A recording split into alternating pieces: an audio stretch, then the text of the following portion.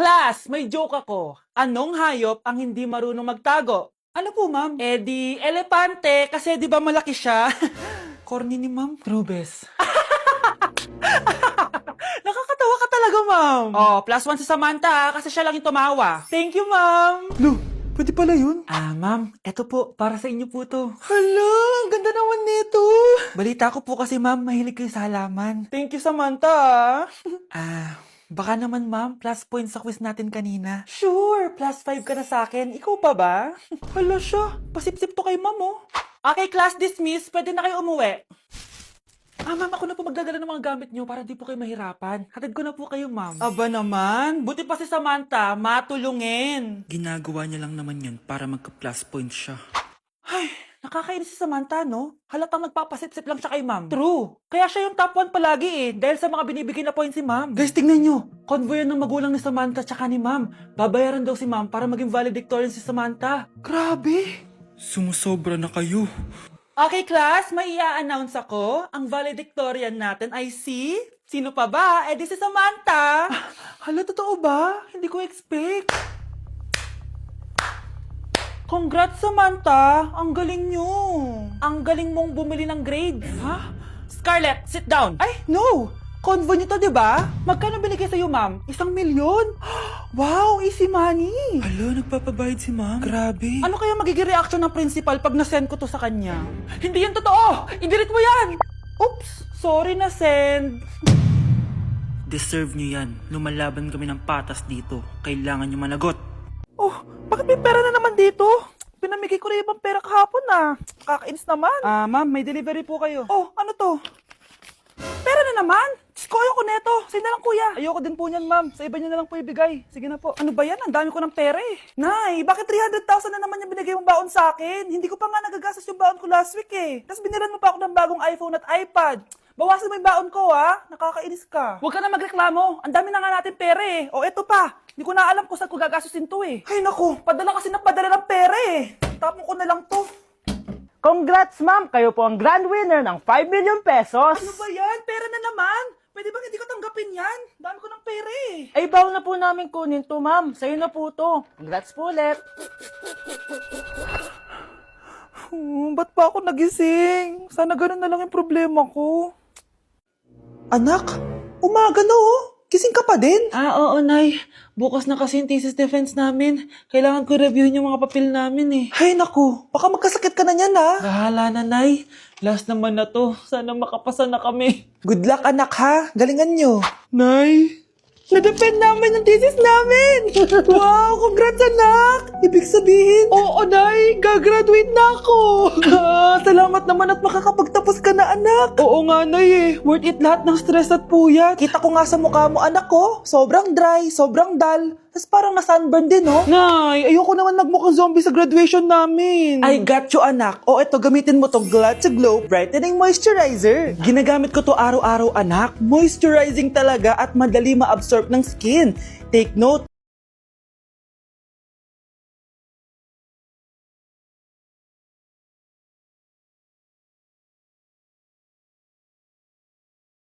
good morning, class! Good mood si ma'am ngayon Sana good mood lang siya gang mamaya. Bago tayo mag-start, mag-pray muna tayo, okay? Sino gusto mag-lead? Di ako marunong niyan, ikaw na lang. Lalo na ako, di nga ako sumisimba eh. Wala. Pag walang pumunta sa harap, lahat kayo, i-absent ko! Bes, ikaw na lang. Ma'am, ako na lang po. Madali naman pala kayo kausap eh. Okay, class, so dito na nagtatapos sa lesson natin.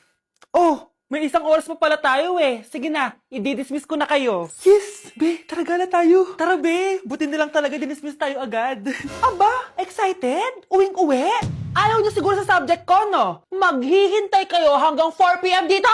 Walang uuwi! Grabe naman yung mood swing ni ma'am. Nakakainis. I love you too. Okay, class, dahil good mood ako today, hindi tuloy ang quiz at lesson natin. Ay, salamat. Magagawa ko na yung assignment ko sa math. Bes, pakopya naman ako niyan. Aba! Sino nagsabi sa inyo na pwede kayo gumawa ng assignment sa ibang subject, ha? Ma'am, talagang sinisira niyo mood ko, ha? Lahat kayo bagsak sa quiz! Excuse me, Ma'am Reyes? Bakit mo tinatakot ang mga anak ko? Ma'am, Hindi sila matututo kung hindi ko sila tatakutin. Hindi mo kailangan takutin ng mga bata. Kausapin mo sila na maayos. Tama. Tayo ang pangalawa nilang magulang. Dapat maging safe sila sa atin. Gusto mo bang maalala ka nila sa mga pananakot mo? Facts, ma'am. Umayos ka na ha, kung ayaw mong isumbong kita sa principal. Deserve. O anak, magluluto na ako ng ulam natin. Anong gusto mong ulam? Pinakbet? Ayoko ng gulay na. Ayoko yung pinakbet na yan. Fried chicken? Nakakasawa na yung fried chicken na yan, Nay. Gusto ko yung may sabaw. Ang arte mo naman, anak. Anong gusto mo? Sopas? Sopas? Para naman tayo nasa lamay niyan eh. Gusto ko yung may baboy. Ah, alam ko na. Sinigang na baboy. Ano naman yan, anak, ha? Ba't tumitila-dila ka dyan? Di ba alam yun, Nay? Si Alden? Diyos ko, kaka-tiktok mo na naman yan eh. Ano na naman pinapanood mo, ha? Ay naku, mga bata ngayon, nakakatakot na kayo. Ganda nito, oh. Sana maging successful yung pagbebenta ko ng damit noon, ha? Mahal, ang dami nating ibebenta mamaya. Manifest natin na makabenta kayo, Nay, para makaahon na tayo sa kahirapan. Hindi ako makapaniwalang nabili ko na yung pangarap kong tig 200,000 na relo. Wow, ang ganda niyan, Tay. Anak, tignan mo to binili sa akin ng tatay mo. Diba ang ganda? Hala, di ba mahal yan, Nay? Mas mahal pa to sa bahay ng kapitbahay natin, no? Magbebenta ulit kami mamaya para mas marami tayong pera. Anak, binilang kita ng kotse. Gamitin mo to pag pupunta ka ng school, ha? Ha? Tay, di ko naman po kailangan ng kotse. Kaya ko naman po mag-commute. Gumastos pa tuloy kayo. Dami mo naman sinasabi, anak. Sige na, puntahan mo na sa labas. Wow! May sarili na akong sasakyan. Wow, ang ganda naman ng bagong kotse mo, Scarlett. Ay, salamat po. Hindi ka ba nagtataka, Scarlett, kung bakit ang bilis niyong yumaman? Galing yun sa pagbebenta ng damit nila, nanay. Ang dami na nga nila mamahaling gamit ngayon eh. Sure ka ba? Na damit lang ang tinitinda nila? Nay, bumabagabag talaga sa isip ko kung bakit ang bilis nating yumaman. Ano ba talaga binibenta niyo ni tatay? Ano ka ba, anak? Malaki talagang kita sa pagbebenta ng damit. Pero, Nay, wala nang pero-pero. Hindi ka ba masaya, anak? Na mayaman na tayo? Na nabibili natin lahat ng gusto natin? Sige na, mag-aayos pa ako ng benta ko. Mahal, nakauwi ka na ba?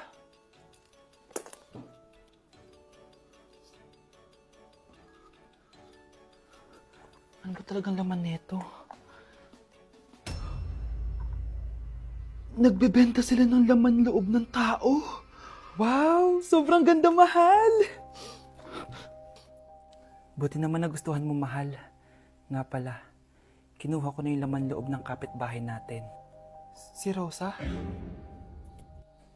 Malaking pera na naman to. Mahal, hindi dapat malaman ni Scarlett to, ha? Ano yun? Nasaan yung ledger? Nandito lang yung kanina. Ba't mo winala yung ledger, mahal? Nandun lahat ng mga sikreto natin. Sinong tao dyan? Happy birthday, anak! Anong wish mo sa birthday mo? Ang wish ko, sana magka-tablet na ako para makapaglaro na ako ng Roblox. O sige, pag natulog ka, pagkagising mo, may tablet ka na. Talaga, Nay? Matutulog na ako. Excited na ako. Totoo nga! May tablet na ako! Happy birthday, anak! Ang bilis mo naman lumaki. Teenager ka na agad. Anong wish mo sa birthday mo? Hindi na ako mag-wish ng mga bagay, Nay. Ang wish ko lang, sana maging happy family tayo palagi. O sige, matulog ka, ha? Pagkagising mo, matutupad yung wish mo. Opo, Nay. Nay? Nay? Nay? Ba't walang tao dito? Kuya? Ate? Teka, si Kyle ba yun? Lumabas ba sila, nanay? Nay! Kyle? Anong ginagawa mo dito sa labas? Hinahanap ko po sila, nanay. Oh, Kyle! Nandiyan ka lang pala. Balik ka na dun sa bahay. Naghihintay na si nanay. Talaga, ate? Yay! Tita, sama na kayo. Sige, tara. Kyle! Nay, happy family na ba tayo? Oo naman, anak. Yay! Scarlett? Anong nangyari sa kanya? Patay na si nanay, pati yung dalawa naming kapatid. Namatay sila nung birthday niya. Kaya tuwing magbe-birthday siya, sila yung hinahanap niya. Grabe pala yung trauma. Anak, malapit na tayo magsama. Talaga, Nay. Sobrang miss ka na namin, Kyle. Excited na kami, Kyle. Excited na rin ako, mga ate, kuya. Ate, makakasama ko na sila, nanay. Matutupad na yung birthday wish ko. Kyle, kain ka na dito. Celebrate natin yung birthday mo. Kyle, kain na. Ano ba batang yun? Kyle!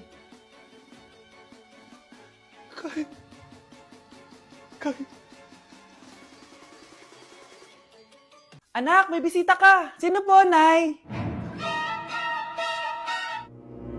Oh, anak, napano ka? Ba't parang nakakita ka ng multo? Wala, Nay. Ma'am, kamusta naman po yung anak ko sa school? Isusumbong ko si Kyle sa inyo, ma'am. Ma'am, bakit? May ginawa ba siya? Yang anak mo kasi. Ano po, ma'am? Napakagaling, oo. Masipag at matalino yan sa school, ma'am. Opo, tama, Nay. Ay, buti naman. Akala ko kasi kung ano na ginagawa nito eh. Kaso ano, ma'am? May mga kailangan lang akong itanong sa inyo, ma'am, kung totoo ba tong nasa test paper ni Kyle. Patay ako nito. O sige, ma'am. Unang tanong, anong pangalan ng nanay mo? Susan, ang sagot niya. Tama ba, ma'am? Tama naman, ma'am. Pangalawa, ano ang trabaho ng nanay mo? Ang sagot niya, housewife. Tama ba? Oo, ma'am, tama. Okay. Pangatlo, ano ang gustong ginagawa ng nanay mo sa'yo? Pinaglulutuan, binibigyan ng baon. Tama ba? Oo naman, mahal na mahal ko yan si Kyle.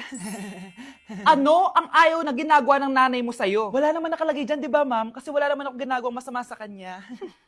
Ang nakalagay dito ay, palaging inuutusan. Pinapalo ng hanger. Anay! Binabato ng kaldero. Sinisigawan. Minumura. At pinapalayas. Tama ba, ma'am? Walang iya ka, anak. Halika rito. Nay, wag mo! Pinapalo pala kita ng hanger, ha? Halika rito, matatamaan ka sa akin. Nay, test paper lang yan eh! Ma'am, kumalma ka. Kumalma? Kasalanan mo to eh. Ikaw una matatamaan sa akin. Sabi ko nang alalayas na ako eh.